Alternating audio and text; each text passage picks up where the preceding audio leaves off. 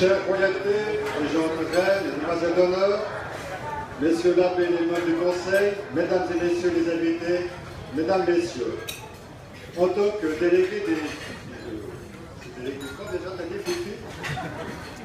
En tant que délégué des abbayes du Giron à Benoît, je vous apporte le salut de mes confrères de la table, ou plutôt des tables d'ici là.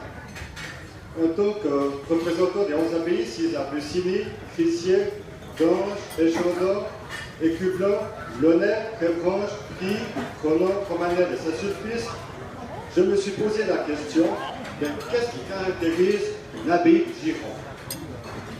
Ainsi, je me suis lancé dans un travail de recherche de longue haleine, au fil des représentations effectuées chez les voisins, quelquefois par des tchafs de sorte, comme à Launay, et d'autres fois sous un ciel plus ténor comme aujourd'hui à Échandor. Voici donc le résultat de mes investigations. Certaines abbayes du Giron sont multicentenaires.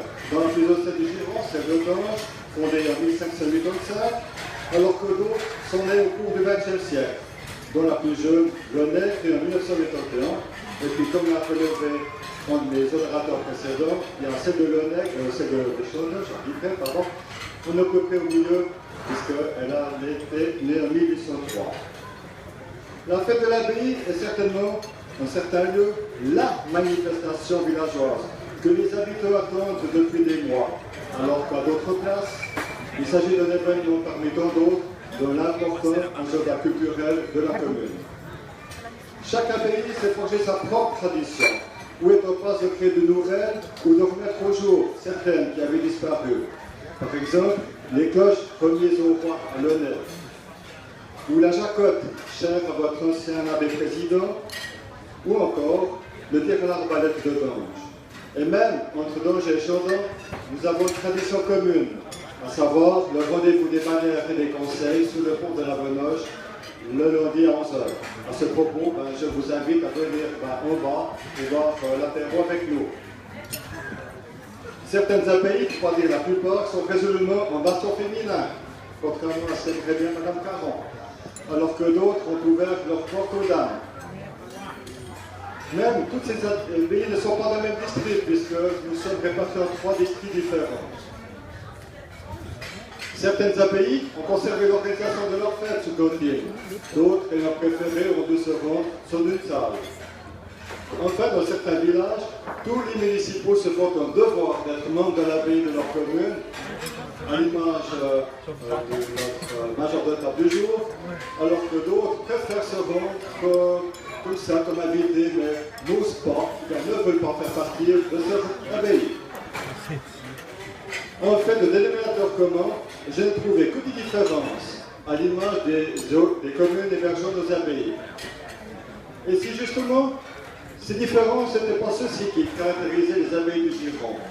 Afin de garder un élan de dynamisme et de laisser une succession des abbayes bien vigouses, il est nécessaire de s'adapter à l'environnement qui nous entoure, tout en gardant au pied de la tradition, qu'elle soit relativement récente ou ancestrale. Mais quelles que soient nos différences, nos abbayes du Giron ne pourraient pas exister sans un ciment indispensable. L'amitié et le soutien de la population, tel que l'a relevé M. Bugnon. Ces deux ingrédients nécessaires, je les ai remarqués à Échandor par les nombreuses rencontres effectuées, la déclaration du village et celle originale que vous aurez certainement découvert derrière moi. Je ne sais pas qu'on peut s'applaudir l'originalité de cette décoration de cette table telle qu'elle est présentée sur le...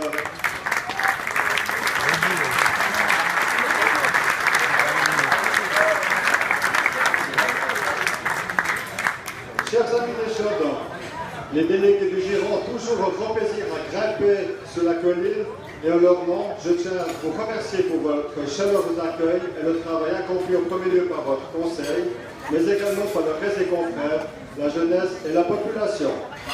Je tiens également à féliciter les rois, je voulais presque les collègues cheminots, et de leurs résultats, ainsi que les reines et autres demoiselles d'honneur pour leur sourire.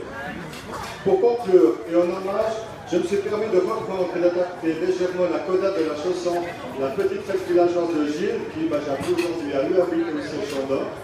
En quelques mots, ce poète a su trouver les termes les plus justes pour vous remercier tous. Adieu, joli village, Adieu, chère royauté. Il est temps de se quitter. J'emporte votre image pour mes ordonneries. Sautez et bonne continuation.